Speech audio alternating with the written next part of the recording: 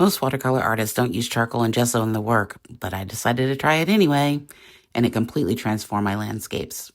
So I got the idea for this project from an artist named Viorka. I don't think I'm pronouncing that right. She's Polish, and I just thought her work was amazing. She used acrylic paint instead of watercolor, but I tried it out a little bit yesterday, and I think it's going to work. I'm going to start off with some Derwent tinted charcoal. Of course, I have my Schmincke watercolors here, and we're also going to use some clear gesso. So let's get started. So I've got 3 colors of tinted charcoal. These are the Derwent tinted charcoal from the 12 collection set. I have the Mountain Blue, the Natural, and the Driftwood that we're going to work with today. I'm going to try to limit it just to these 3 colors. The first thing I want to do is kind of come in with this Driftwood. I just want to create some marks through here. I got this pencil a little wet so that we can vary our thickness and our line making. We want something pretty dramatic, I think. At least I do. And then I've got my brush here. And I'm going to take this brush and we're just going to kind of brush it out a little bit. I think this is going to be a really fun mixed media piece. Like I said, I did try it yesterday a little bit because I was like, ooh, I wonder if this will work. So really trying to create texture through here and some marks that are maybe a little different than my normal marks. Maybe not. Let's come in with, let's see, let's try this natural color, which I think is just gray. I don't know what natural means. But then I kind of want to make some more marks through here. Now I'm trying to keep this pretty simple. I like these dry charcoal marks. So what we're going to do is we're going to draw on the paper with the charcoal. And then we're going to come back in with, cover it with gesso. And then we're going to paint over top of that with watercolor. A little different than the normal way that we do it. I have used watercolor and charcoal before. I'll make sure to leave that video up above. And it was pretty successful. But that was mixing it together, not layering it. I think you guys are going to be pretty excited about the results we get today. So we're just going to make some more marks through here. And like I said, the idea is to, oh, that's such a pretty color. That is the Mountain Blue. So pretty. I want some more marks coming down through here. And I want to bring that blue in here as well. Just to kind of mimic what we got going on there.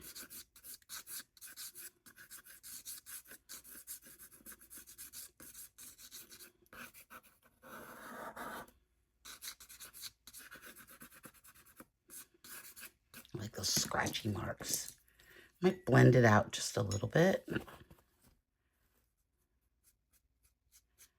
Just a little blending.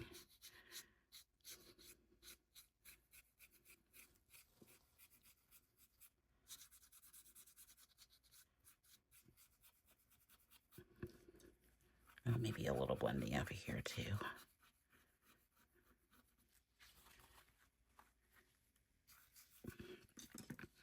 Okay, I've added a little bit of water here on top, and I'm going to continue down with this. Maybe. I might need to sharpen that.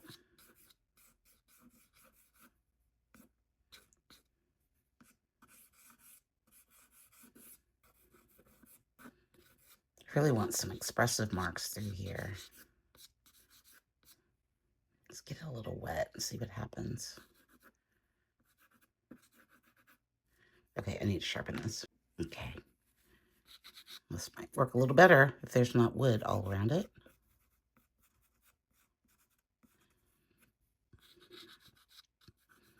This would probably work really well with the any water-soluble pencil that you have. I like the look of charcoal. I think it's very expressive.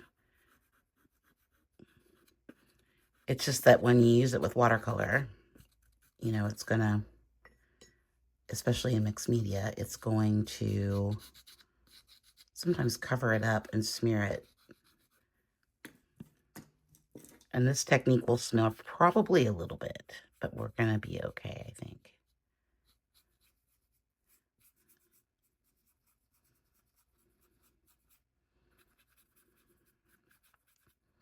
Okay, do I want more of those lines? I think I'm good. I kind of like how this is sort of kind of coming this way.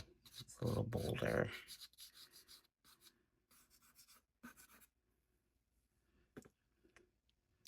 Might want, got a lot of blue going on here, but let's add more.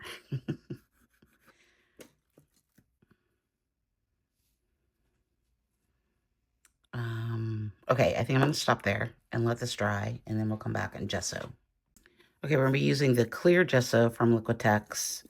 I'm just gonna put it through here. I'm not gonna really put a lot of it up here, although I might put some texture through here. We could be a little playful with it and maybe make some texture.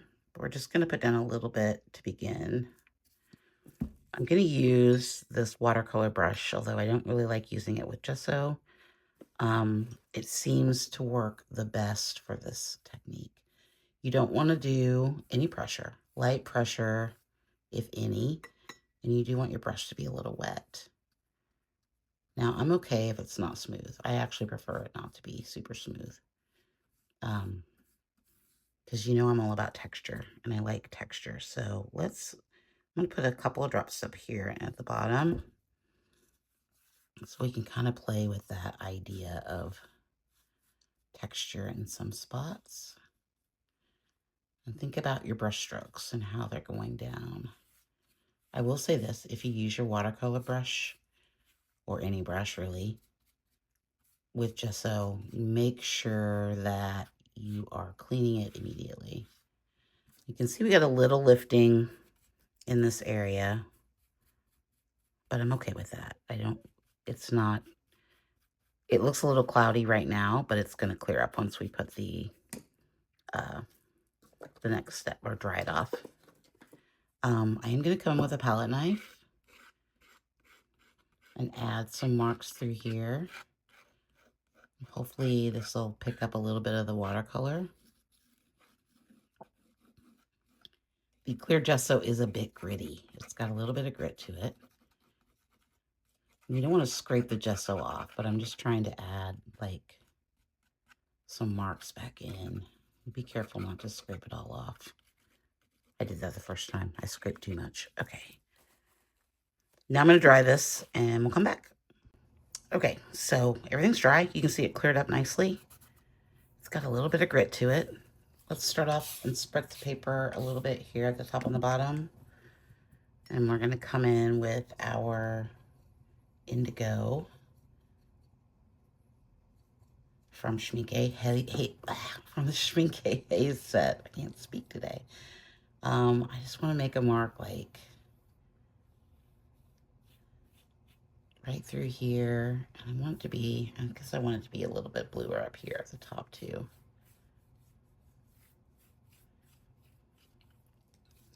Got more paint on the tape than I did on the paper. I really like that. And then I'm going to add a little bit of the pink from the Schmincke Haze set. This is a fun color. I just want to put just a little bit through here. These are granulating colors, so they're going to spread out and do their thing. They're best when you put them down once and leave them mostly alone. So we're going to let this settle. I don't recommend drying these with a hairdryer. They get a little funky when you do that. So we're going to let that do its thing. I know it's looking very blue right now, but yeah, I like it. It's been very stormy here lately. The sun hasn't been out in forever. So yeah, we're just kind of trudging through here, making work in the dark. So now I'm gonna come in with this ochre color. What was that color? Looks like sepia. I'm gonna mix up some ochre here and kind of make, I wanna make some, add some color here. So what we're not gonna disturb the layer underneath, and the way that this reacts is really quite wonderful. Like I just love the ability to, because the watercolor is so transparent, you're just gonna get these really wonderful layers through here that are very interesting. Now I'm not sure if I like that yellow.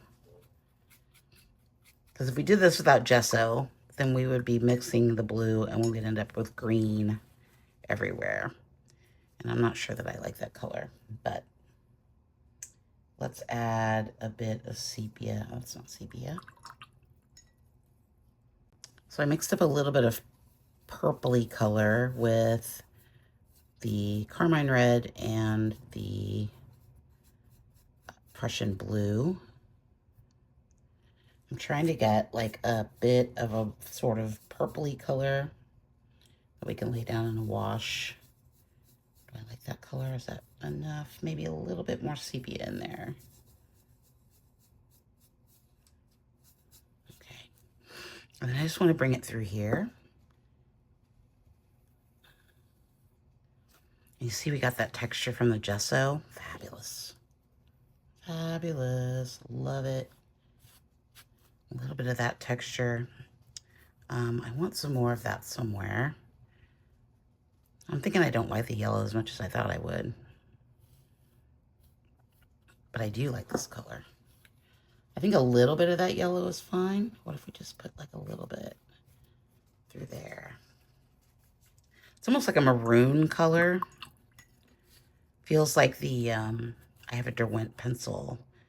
That's that color, that sort of maroony brown color. We can use our palette knife to go scrape back in a little bit and get us some more marks.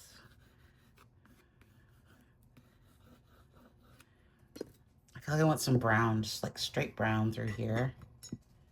Going down this way.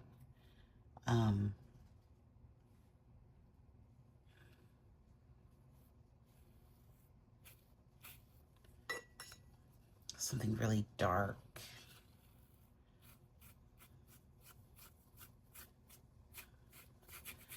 Dark and soft, I think, is what I'm kind of going for here. Just kind of pat this in a little bit. Oh, that was way too much. Ooh, that was a lot. Okay, well, it's maybe not. I don't know. I kind of like it. I can see how moody we can make this. These marks through here. Let's just make some marks, like I want to imply some different texture through here. Just to give it a little bit more.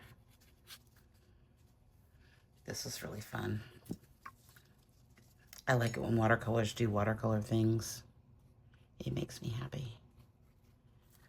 I'm gonna go back in a little bit with palette knife, of course.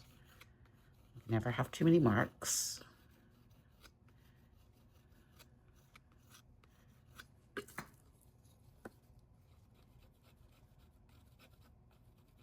Like this. Okay, let me think about this for a second. I think we need to add some more sepia, the shape here. Needs to be connected, I think.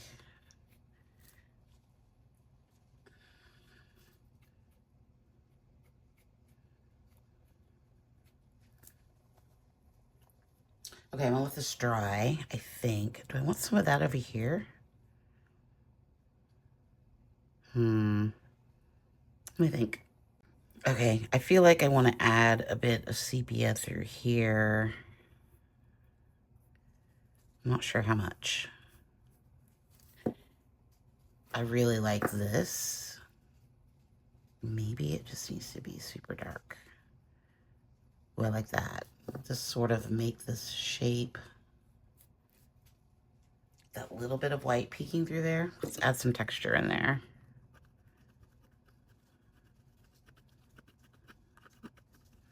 Give it some depth and a little bit of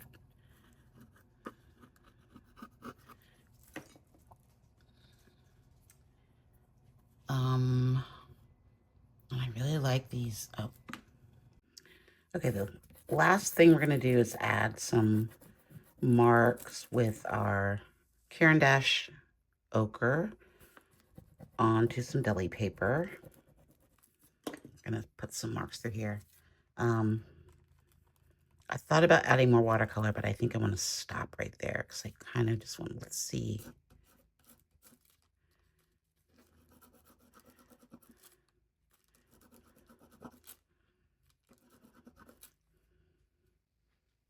I like this.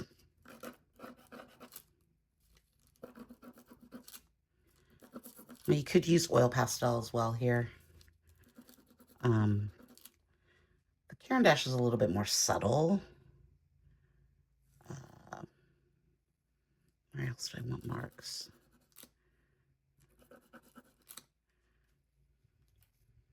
I like that. I think I want to put some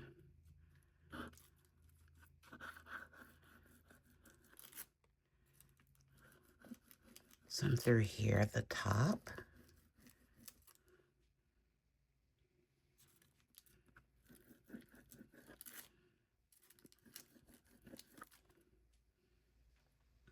Yeah, I like that. I like those yellow marks. Those are really fun.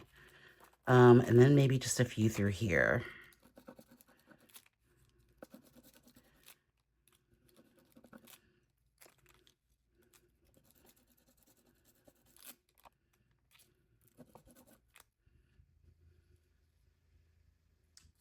Maybe it needs a line.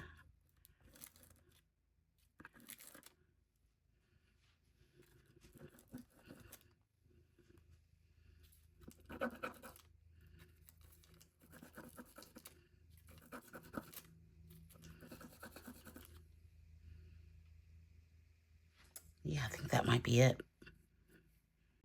Okay, so here it is with the matte. I really like it. I love the sky. I love how you can still see the marks that we made with the charcoal underneath the gesso, and then you've got just a little bit of peeking through with the transparent watercolor over top. I really love this bit down here, and the yellow I think really pops it forward so that it's pushing things back into this horizon. I really love these yellow marks up here. And I really like this texture that we created with the gesso, and then just sort of, just gently put the paint over top. I think it has good movement. I like the little pops of yellow through here. Got a little bit of green kind of mixing through here, which is nice. But yeah, I really like this technique. I think it's interesting and different and fun. And I think it'd be really fun to do with collage as well. So maybe the next one we do, we'll add some collage in somewhere. We'll think about where we can add that in. In the beginning, probably. Maybe start with a little bit of collage, then charcoal, gesso, then watercolor. But look at this wonderful granulation we got going on up here with the Schminke Haze.